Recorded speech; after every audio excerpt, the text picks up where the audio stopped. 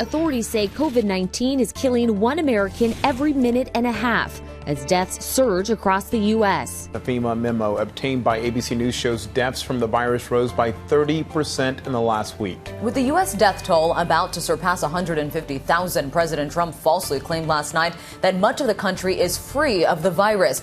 He also once again defended the drug hydroxychloroquine. Doesn't seem to be too popular. You know why? Because I recommend it. When I recommend something, they like to say don't use it. Fauci not mincing words about the president's recommendation.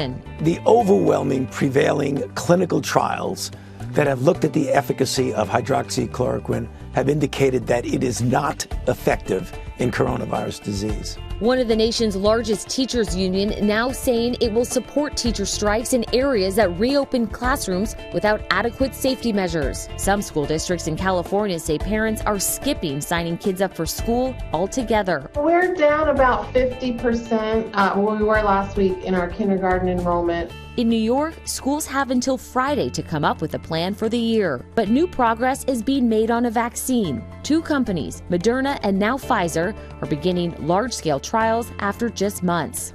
That's not happened before in human history as far as we can tell in the developed world. So an incredible achievement. It is very credible that we could have the high tens of millions of doses of FDA authorized or approved vaccine this year.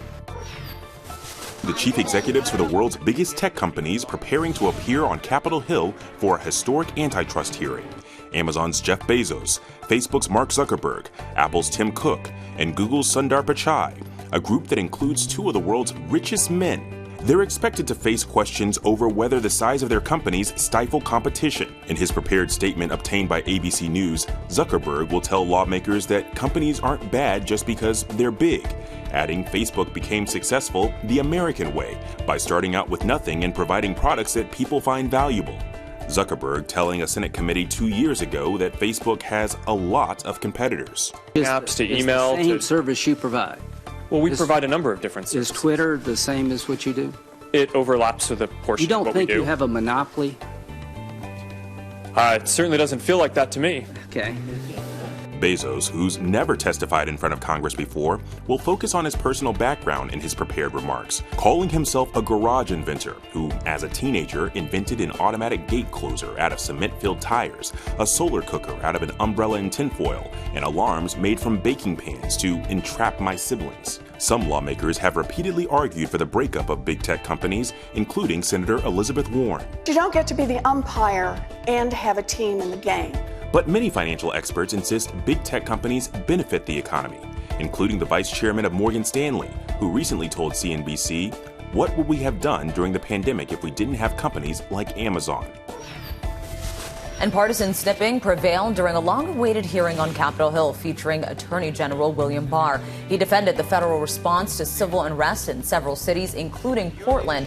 And in response to criticism from Democrats, Barr denied using the Justice Department to help President Trump politically. I'm supposedly punishing the president's enemies and helping his friends. What enemies have I indicted?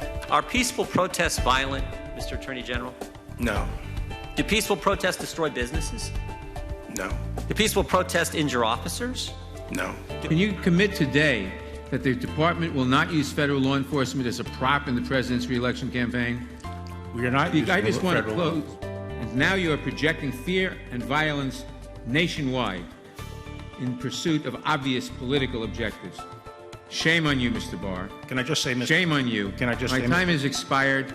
Barr was also asked about the president's claim that the election will, quote, be rigged. Barr said he has no reason to think that it will be. Hi again, meteorologist Rob Marciano here, tracking the heat on both coasts, including the fires that are burning across Northern California. A couple of big ones here. The hog fire has been burning a while, but they do have some containment on it, but there you see it burning pretty intensely. Over 50% contained. Hopefully we can get a better handle on this, but the weather is not going to entirely cooperate. And this is the Caldwell fire. That's also in Northern California.